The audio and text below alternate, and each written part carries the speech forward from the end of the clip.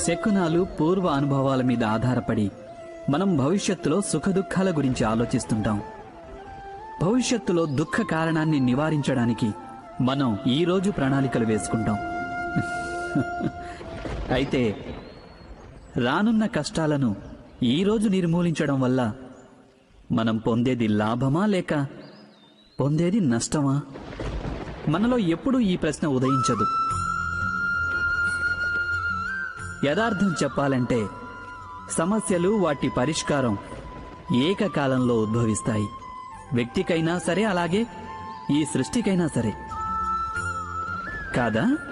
మీరు మీ గత జీవితాన్ని గుర్తు చేసుకోండి, చరిత్రనే చూడండి. సమస్య ఉత్పన్నమయ్యే ప్రతి ఒక్క సందర్భంలోనూ ఆ సమస్యను పరిష్కరించగలిగే శక్తి ఉత్పన్నమవుతుందని తెలుస్తుంది. ఈ శక్తే సృష్టిని నడిపిస్తుంది. యథార్థానికి సమస్యలే శక్తి ఉద్భవించడానికి కారణాలవుతాయి. సమస్యను ఎదుర్కొన్న ప్రతి వ్యక్తి దాన్ని అధిగమించిన తరువాత పరిణామ క్రమంలో ముందడుగు వేస్తాడు. అతని బుద్ధి వికసిస్తుంది. ఆత్మవిశ్వాసంతో పరిపూర్ణుడయ్యేది కేవలం అతను మాత్రమే కాదు, అతనితో పాటు సమస్త విశ్వము వికసిస్తుంది. ఇది సత్యం కాదంటారా? వాస్తవానికి సమస్య ఉద్భవిస్తే ఒక అవకాశమూ ఉద్భవిస్తుంది. మనలో మార్పు తెచ్చుకునే అవకాశం, మన ఆలోచనల్లో పరిణతి తెచ్చుకునే అవకాశం, మన ఆత్మను శక్తివంతంగానూ జ్ఞానభాండంగానూ మార్చుకునే అవకాశం. దీనిని ఉపయోగించుకున్న వారికి ఎటువంటి సమస్యలు ఉండవు. కానీ ఉపయోగించుకొని వారికి వారు సమస్త విశ్వానికి ఒక సమస్య అవుతారు. మీరే ఆలోచించండి.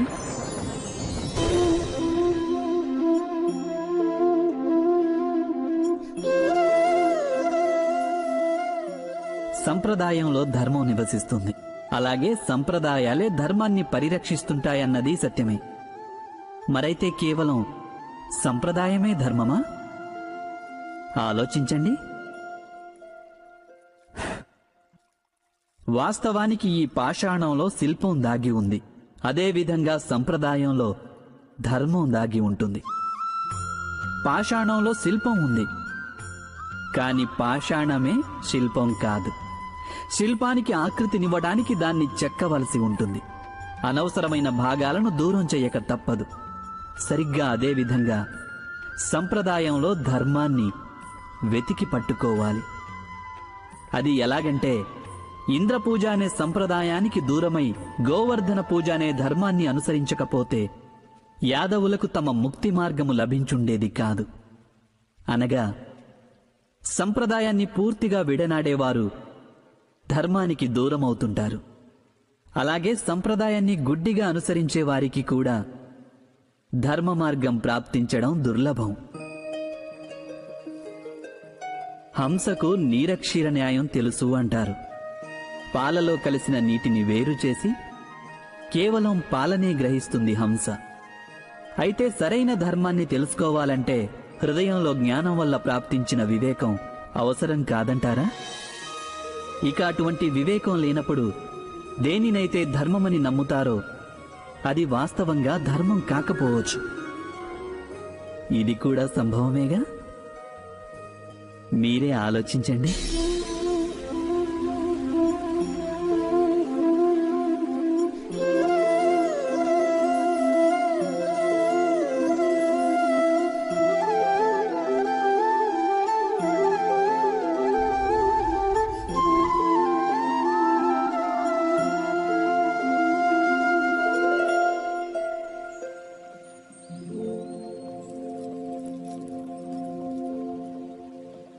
భవిష్యత్తును దృష్టిలో ఉంచుకొని అందరూ నేడు నిర్ణయాలు తీసుకుంటారు.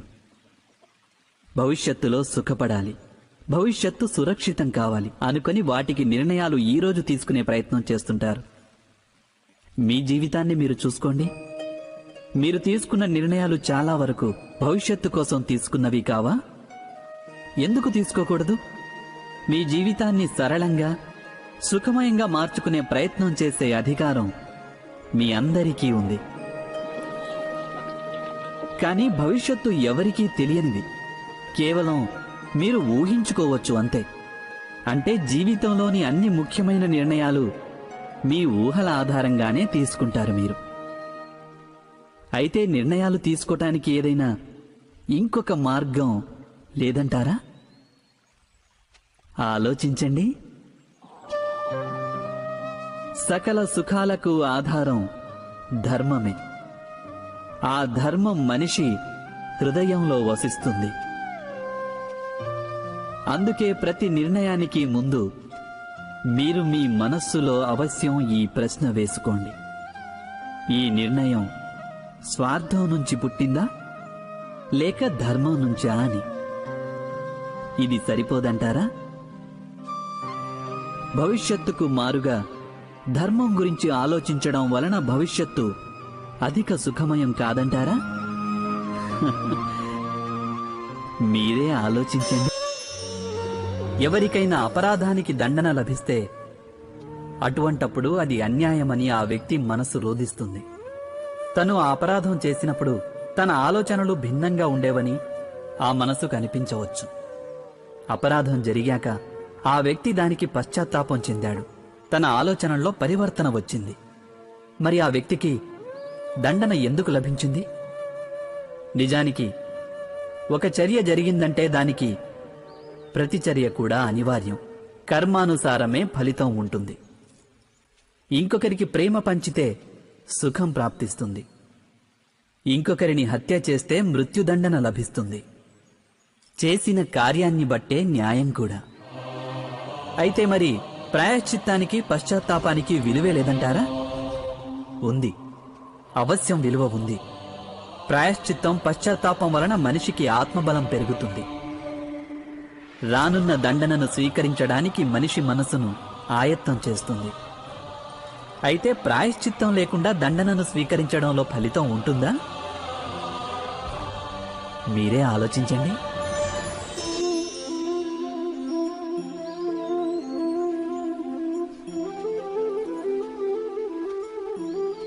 ఎప్పుడైనా మనం చేసే మంచి పనుల మూలంగా దుఃఖం లభించి ఇంకొకరికి వారు చేసిన చెడు పనుల మూలంగా సుఖం లభిస్తే మనసుకి తప్పకుండా అనిపించవచ్చు, అలా సత్కార్యాలే చేయడం వల్ల, ధర్మాన్ని అనుసరించటం వల్ల కలిగే ప్రయోజనమేమిటి అని. కానీ దుష్టాత్ములకు ఏమి లభిస్తుందో ఎప్పుడైనా గమనించారా? దుష్టకార్యాలు తలపెట్టే వారి హృదయం ఎప్పుడూ అల్లకల్లోలంగా, ఎంతో చిరాకుగా ఉంటుంది. ఆ మనసులో అనుక్షణం కొత్త కొత్త సంఘర్షణలు ఉద్భవిస్తుంటాయి. అపనమ్మకం వారిని జీవితాంతం వెంటాడుతూ ఉంటుంది. ఇదేనా సుఖమంటే? అయితే ధర్మ మార్గాన నడిచేవారు, సత్కార్యాలు చేసేవారు, సచ్చీలురైన వ్యక్తుల మనసులు సర్వదా ప్రశాంతంగా ఉంటాయి. పరిస్థితులేవి వారి జీవన గమనంలో బాధాకరంగా ఉండవు. సమాజంలో గౌరవ మర్యాదలు, మనసుకి సంతోషం లభిస్తాయి వారికి. అనగా సత్ప్రవర్తన అన్నది భవిష్యత్తులో లభించే సుఖాలకు మార్గం కాదు. సుఖానికి నిర్వచనమే సత్ప్రవర్తన.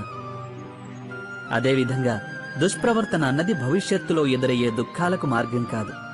అధర్మం చేసిన క్షణమే అది దుఃఖాలను ఉత్పన్నం చేస్తుంది. ధర్మం ఆచరిస్తే సుఖం రాదు. ధర్మానికి మరో పేరే సుఖం.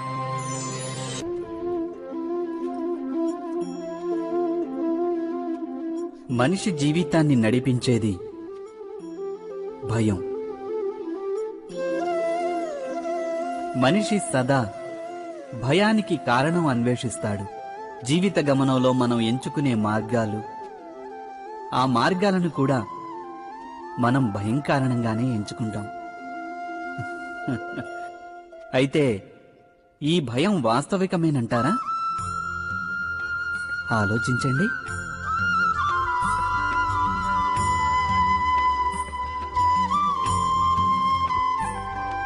భవిష్యత్తులో తనకు ఏదైనా ఆపద వస్తుందన్న అనుమానమే భయం. కానీ భవిష్యత్తును నిర్దేశించేదెవరు? అది మన చేతుల్లోనో లేక మన ప్రత్యర్థుల చేతుల్లోనో ఉండదు. భవిష్యత్తు ఈశ్వరాధీనంలోనే ఉంటుంది. అయితే ఎవరైనా మీకు హాని తలపెట్టాలనుకొని ఏదైనా ప్రణాళిక వేసుకుంటే వారి వల్ల వాస్తవంగా హాని జరుగుతుందని చెప్పగలరా? లేదు. కానీ భయంతో నిండి ఉన్న మనసు మనకు ఎక్కువ హానికరమవుతుంది. ఇది సత్యం కాదంటారా?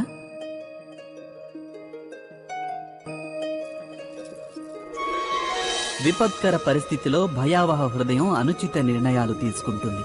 అది విపత్తును అధిక బాధాకరం చేస్తుంది. కానీ విశ్వాసంతో నిండిన హృదయం విపత్కర పరిస్థితిని కూడా సులువుగా అధిగమించగలదు. అనగా ఏ కారణం వల్ల మనిషి తన హృదయంలో భయానికి స్థానం ఇస్తాడో భయం సరిగ్గా దానికి విరుద్ధమైన ఫలితాన్నిస్తుంది.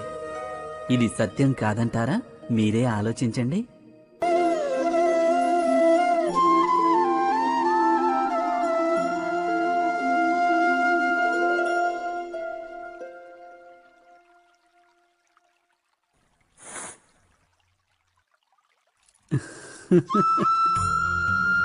జీవితంలోని సంఘర్షణలను ఎదుర్కొనే శక్తి తన మనసుకు లేదని తలిచేవారికి తమ ఆత్మబలం మీద విశ్వాసం ఉండదు. అప్పుడు వారు సద్గుణాలను త్యజించి దుర్గుణాలను అలవర్చుకుంటారు. యథార్థానికి మనిషి మనసులో ఆత్మవిశ్వాసం లోపించినప్పుడే వాని మనస్సులో దుర్మార్గం జనిస్తుందని గుర్తించాలి.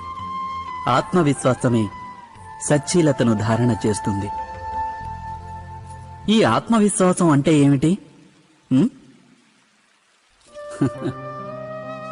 జీవితంలోని సంఘర్షణలు తమను నిర్వీర్యం చేస్తాయని నమ్మేవారు తమ ఆత్మవిశ్వాసాన్ని కోల్పోతారు. వారు సంఘర్షణలను అధిగమించడానికి మారుగా వాటిని వదిలించుకోవాలనే ప్రయత్నం చేస్తుంటారు. అలా కాక సంఘర్షణలు తమను అధిక శక్తివంతం చేస్తాయని విశ్వసిస్తే సరిగ్గా వ్యాయామం వలన దేహశక్తి పెరిగినట్లు ప్రతి ఒక్క సంఘర్షణతో పాటు వారిలో ఉత్తేజం పెరుగుతుంది. అనగా ఆత్మవిశ్వాసం అంటే ఏదో కాదు, అది ఒక మానసిక స్థితి. జీవితాన్ని దర్శించే ఒక అద్భుత దర్పణమది. అయినా జీవితాన్ని దర్శించగలిగే సామర్థ్యం మనిషి వశంలోనే ఉంటుంది కదా? మీరే ఆలోచించండి.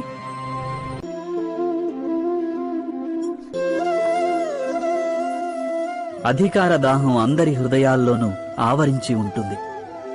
ప్రతి వ్యక్తి తనదంటూ ఒక రాజ్యాన్ని నిర్మించుకోవాలని ప్రయత్నిస్తుంటాడు. అయితే ఆ రాజ్యం కురు రాజ్యమంత పెద్దది కావచ్చు, లేకపోతే కుటుంబానికే పరిమితం కావచ్చు. తన అధికారాన్ని పొందే ప్రయత్నం మాత్రం అవశ్యం చేస్తాడు. అయితే అధికారానికున్న వాస్తవిక రూపం ఏమిటి? ఇదెప్పుడైనా మీరు ఆలోచించారా? ఒక మనిషి ఎంతమంది జీవితాలను ప్రభావితం చేయగలడో, ఎంతమంది జీవితాలలోని స్వేచ్ఛను అతను నియంత్రించగలడో అంత ఎక్కువ అధికారాన్ని అనుభవిస్తాడతను. నిజానికి అధికారానికి ఉన్న వాస్తవ స్వరూపం ఏమిటంటే అన్యుల జీవితంపై మనకున్న ప్రభావమే. కానీ వాస్తవమైన ప్రభావం ప్రేమ, దయ, కరుణ ఇంకా ధర్మం నుంచి జన్మించేది కాదా? ఎప్పుడైతే మనిషి అధర్మంతో, కాఠిన్యంతో అధికారాన్ని పొందే ప్రయత్నం చేస్తాడో అప్పుడతను ఇతరుల హృదయంలో విరోధానికి, విద్రోహానికి అంకురార్పణ చేస్తాడు. దాని పరిణామం అనేది ఇలా ఉంటుంది. కొంతకాలం పాటు అతను తను బలసంపన్నుడు, శక్తిశాలి అనే అపోహలో ఉంటాడు. కానీ అది నిజమైన అధికారం కాదు. ఈ కారణంగానే భృగువు, వశిష్ఠుల వంటి ఋషుల్ని ఈనాటికి పూజిస్తున్నారు. కానీ రావణుణ్ణి, హిరణ్యకశిపుణ్ణి కాదు. ఈ విషయం మీరు అవశ్యం ఆలోచించాలి. సత్యమే కదా?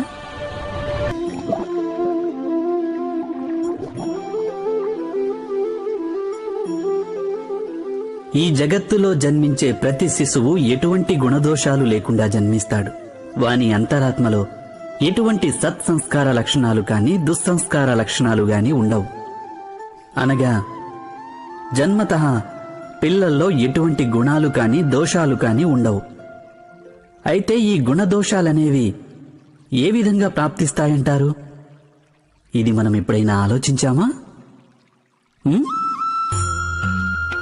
తమ తల్లిదండ్రుల నోట నిరంతరం వినే మాటల యొక్క ప్రభావమే వారి సంతానం యొక్క హృదయ సంస్కారాన్ని తీర్చిదిద్దుతుంది. ఎలాగంటే, గ్రామంలోని నదికి వెళ్లే మార్గంలో జనం పదే పదే నడవటం వల్ల ఒక కాలిబాట ఏర్పడుతుంది. అనగా అమ్మా నాన్నల మనసులోని కోరికలే వారి సంతానానికున్న సంస్కారంలోని దోషం లేదా గుణమై ప్రతిఫలిస్తాయి. ఇది సత్యం కాదంటారా? అయినప్పటికీ తమ సంతానంలో ఏదైనా దోషం కనిపించినప్పుడు వారి తల్లిదండ్రులు ఆశ్చర్యంతో, దుఃఖంతో దిగ్భ్రాంతులవుతారు. వారి హృదయం వారిని నిలదీసి ప్రశ్నిస్తుంది, తమ సంతానానికి ఇంతటి కుసంస్కారం ఎలా వచ్చిందని. సత్యమేమిటంటే, పిల్లల్లో తల్లిదండ్రులు అనాలోచితంగానే అయినా కుసంస్కార బీజాలని నాటుతుంటారు. అవి వారి పిల్లల మనోఫలకం మీద కుసంస్కార వృక్షాలై పెరుగుతాయి.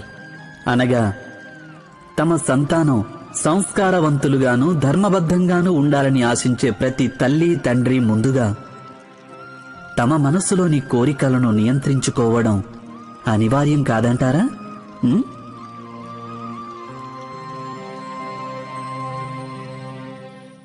ప్రతి తల్లి తండ్రి ఈ విషయం గురించి అవశ్యం ఆలోచించాలి.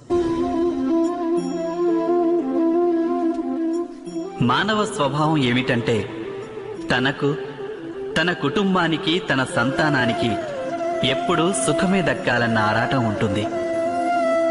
ఈ కారణంగానే మనం సదా శ్రమకు, కష్టానికి దూరంగా ఉండాలనుకుంటాం. మన సుఖాన్ని, సౌకర్యాల్ని పెంచుకునే ప్రయత్నం చేస్తుంటాం. మీరు మీ జీవితం గురించి ఆలోచించండి. ఇది సత్యం కాదంటారా? మనం మన సంతానానికి సదా సుఖ సౌకర్యాలు కల్పించాలని ఆలోచిస్తుంటాం. కానీ మీరెప్పుడైనా ఆలోచించారా, కేవలం సౌఖ్యం వలన ఏం ప్రయోజనం ఉంటుందని? కేవలం సుఖ సౌకర్యాల్ని పొందడం వలన వారి జీవితం ఎలా ఉంటుంది అని? శరీరం శ్రమించినప్పుడే ఎక్కువ ఆరోగ్యంగా ఉంటుంది. బుద్ధి కూడా కఠిన సమస్యల్ని ఎదుర్కొన్నప్పుడే అది తేజవంతమవుతుంది. ఇది మనందరికీ అనుభవగతమే. బహుశా మనం ఇది మరచిపోతుంటాం. మనస్సుకు, ఆత్మకు బాధలు వచ్చినప్పుడే అవి మరింత బలవర్ధకమవుతాయి. అనగా మనం మన సంతానాన్ని శ్రమకు, కష్టానికి దూరంగా ఉంచాలని ప్రయత్నించడం అంటే నిజానికి వారు సుఖపడే మార్గాన్ని మూసివేయడం కాదంటారా? మీరే ఆలోచించండి.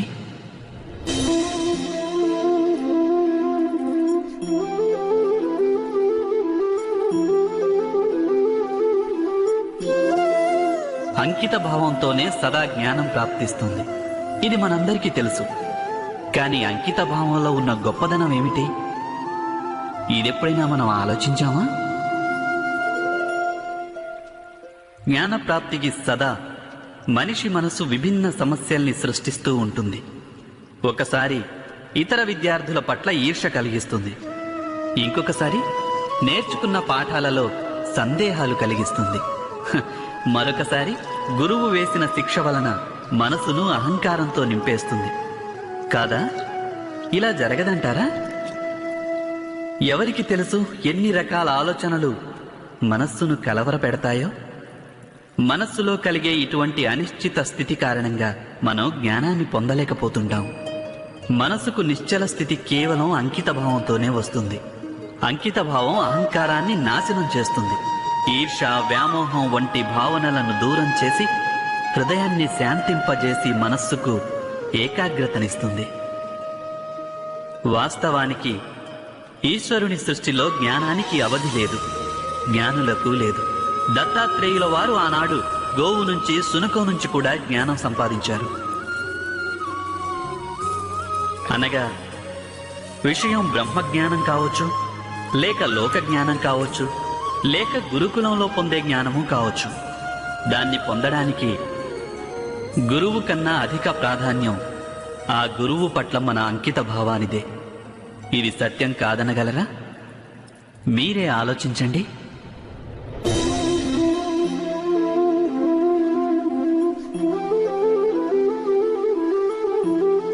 ఒకే గురువు దగ్గర విద్యాభ్యాసం చేసే శిష్యులందరూ ఒకే విధంగా జ్ఞానాన్ని సంపాదించలేకపోతుంటారు. శిష్యులందరూ గురువు మాట నిజంగా వింటున్నట్టు కనిపిస్తారు, గురువుని పూజిస్తున్నట్టు కనిపిస్తారు. కానీ వారు సమానంగా విద్యను మాత్రం పొందలేరు. ఇలా ఎందుకు జరుగుతుందని మీరు ఎప్పుడైనా ఆలోచించారా? సత్యమేమిటంటే, సరి అయిన విద్య పొందలేని శిష్యులు అంకిత భావం ఉన్నట్టు నటిస్తారు. కానీ అంకిత భావానికి నిజమైన అర్థమేమిటో వారు తెలుసుకోలేరు. గురువు చరణాలకు పూజలు చేస్తుంటారు. అయినా గురువు ఆదేశాల్ని మన్నించినంత మాత్రాన అంకిత భావం సిద్ధిస్తుందా? లేదు. గురువు పట్ల శిష్యునికి ఎటువంటి సందేహమూ కలగకపోవటమే నిజమైన అంకిత భావం. గురువు తమను ఆదేశించడానికి ముందే శిష్యులు ఆ ఆదేశాన్ని పూర్తి చేయడం. గురువు గారి ఆలోచనలతో శిష్యుల ఆలోచనలు కూడా మమేకం కావడం. శిష్యుడు ఎప్పుడైతే తన గురువులో బ్రహ్మ, విష్ణు, మహేశ్వరుడు వీరి రూపం చూడగలడో అప్పుడే వాని అంకిత భావం రుజువు అవుతుంది. అంకిత భావం అంటే ఏదో ఒక పని చేయడం కాదు. అంకిత భావం హృదయంలో కలిగే భావన, ఒక మానసిక స్థితి మాత్రమే. అనగా మన అజ్ఞానానికి దోషం కేవలం మన మనస్సుది కాదా?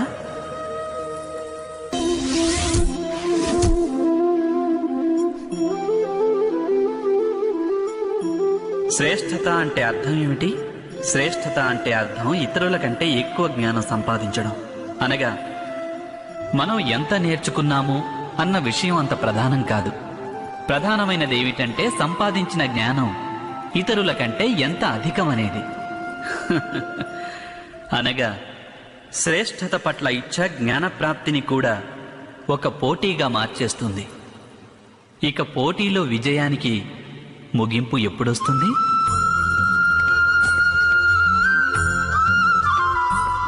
కొంతకాలం వరకు శ్రేష్ఠుడనిపించుకోవచ్చు, కానీ ఎల్లకాలం ఎవరూ శ్రేష్ఠులుగా ఉండిపోలేరు. మళ్ళీ అదే అసంతృప్తి, బాధ, ఇంకా సంఘర్షణ మొదలవుతాయి. కానీ శ్రేష్ఠుడనిపించుకోవడానికి మారుగా ఉత్తముడు కావడానికి ప్రయత్నిస్తే ఏం జరుగుతుంది? ఉత్తముడంటే అర్థం సంపాదించవలసిన జ్ఞానం ఎంత ఉందో అంతా సంపాదించడం. ఇంకొకరిని అధిగమించాలన్న కోరికతో కాదు, మన ఆత్మ సంతృప్తి కోసమే జ్ఞానం పొందడం. ఉత్తమ మార్గాన పయనిస్తే అన్యులెవరితోనూ పోటీ రాదు, మనతోనే మనకు పోటీ ఉదయిస్తుంది. అనగా ఉత్తములు కావాలని ప్రయత్నించే వారికి ఎప్పటికైనా కావలసిన జ్ఞానం ప్రాప్తిస్తుంది.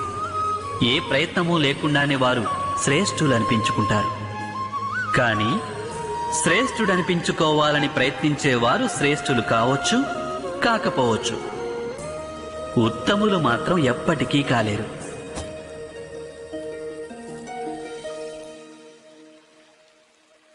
అవశ్యం ఆలోచిస్తారుగా?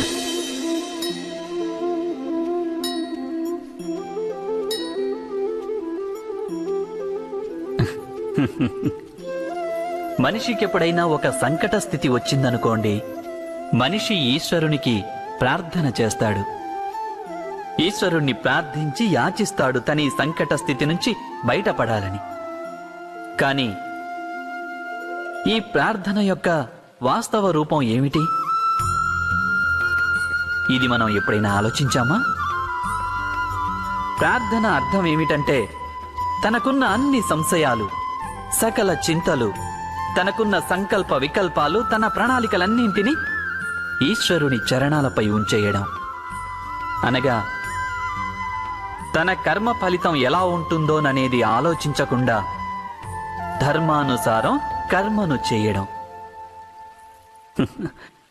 ఈశ్వరేచ్ఛను సదా తన కర్తవ్యంగా భావించడం. ఇదే కదా ప్రార్థనంటే.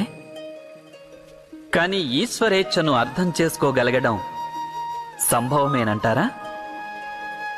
అదేమిటో మన కర్మ ఫలితాలను బట్టి సర్వదా ప్రకటితమవుతూనే ఉంటుంది. అయితే ఒకవేళ ఎవరైనా కర్మని త్యజించాలనుకుంటే అది ప్రార్థనేనంటారా? వాస్తవానికి కర్మాచరణే జీవితం. ఫలితం పట్ల వ్యామోహం లేకుండా ఉండటమే సరి అయిన ప్రార్థన. కాని ప్రార్థన కర్మను భారంగా మార్చేస్తే, మనిషిని ఏ కార్యము చెయ్యనీకుంటే అది ప్రార్థన అంటారా లేక పరాజయమా? మీరే ఆలోచించండి.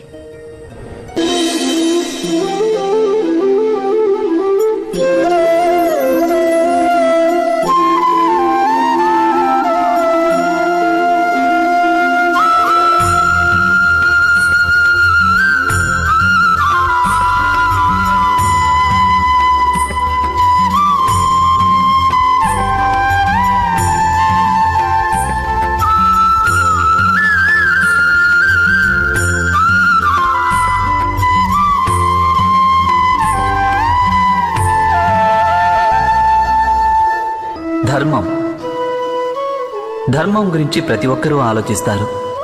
కొందరు తమకు సంబంధించిన ధర్మం గురించి అయితే, ఇంకొందరు ఇతరులకి సంబంధించిన ధర్మం గురించి. ఇతరుల అధర్మాలను గురించిన చర్చలు జరుగుతూనే ఉంటాయి. ధర్మం గురించి ఆలోచించని వారు నిజానికి ఎవరూ ఉండరని చెప్పాలి. ఇంతకీ వాస్తవానికి ధర్మం అంటే ఏమిటి? దాని గురించి ఎవరైనా తెలుసుకోగలిగారా? ధర్మం మనిషిని అతని సాటి మనుషులతో, సమస్త సృష్టితో కలిసి సుఖంగా జీవించమని చెప్తుంది. ఈ కారణం చేతనే కేవలం ఒక ధార్మిక స్థలంలోనే మనిషికి ఎల్లప్పుడూ శాంతి లభిస్తుంది. అలాంటి అనుభవం మీకు కలగలేదా? అంటే అర్థం, ధర్మం మనిషిలోని సంఘర్షణలన్నింటినీ నాశనం చేస్తుంది. మరి దీనర్థం మనిషికి సాటి మనుషులతో ఎలాంటి సంఘర్షణలు ఉండవని కాదు కదా? ఆలోచించండి. అంటే ప్రేమనేది ఉన్న చోట సంఘర్షణ ఉండక తప్పదా? మీరు అవునంటారు కదా, ఖచ్చితంగా ఉంటుందంటారు. కానీ మీరు లోతుగా ఆలోచిస్తే మీకే తెలిసి వస్తుంది. ఎప్పుడైతే సంఘర్షణ జరుగుతుందో అప్పుడు ప్రేమను విస్మరిస్తుంటామని. ఆ తర్వాత కాంక్షలు జనిస్తాయి, అహంకారం కలుగుతుంది, క్రోధం కలుగుతుంది. కానీ ప్రేమ లేదు. ప్రేమ అనేది ఉదయించదు. ఎందుకంటే ఎక్కడ ప్రేమ జనిస్తుందో అక్కడ అన్ని వివాదాలు, అన్ని సంఘర్షణలు, అన్ని గొడవలు నశించిపోతాయి.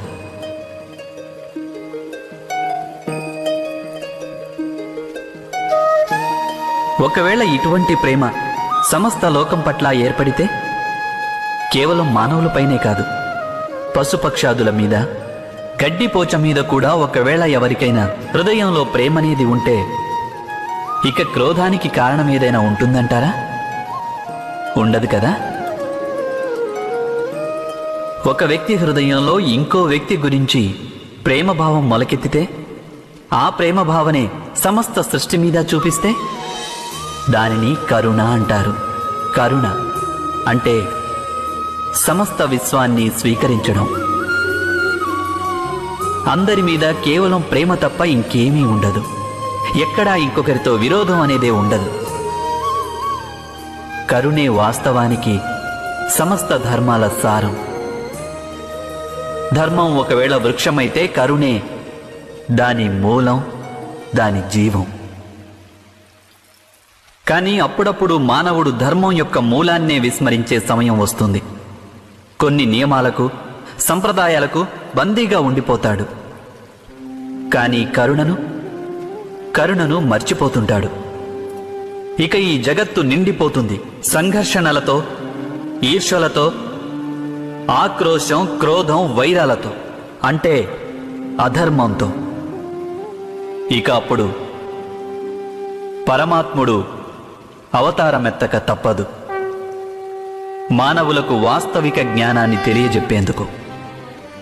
మహాభారత కథ కూడా ఇటువంటి సన్నివేశాలతో కూడిన కథే. కొందరు వ్యక్తులు సంప్రదాయాలను ధర్మంగా భావించి జీవించేవారైతే, ఇంకొందరు అధర్మానికి కట్టుబడి క్రోధము, వైరము, పదవీకాంక్షల ప్రభావంలో చిక్కుకొని ధర్మాన్ని నాశనం చేసేవారు. వ్యక్తికి సాటి వ్యక్తితో ప్రేమ ఉండేది, కానీ సమస్త విశ్వం పట్ల ప్రేమ ఉండేది కాదు హృదయంలో. జగత్తులో కరుణ ఉండేది కాదు. ఆ కారణం చేతనే నేను అవతారం ధరించి వచ్చాను.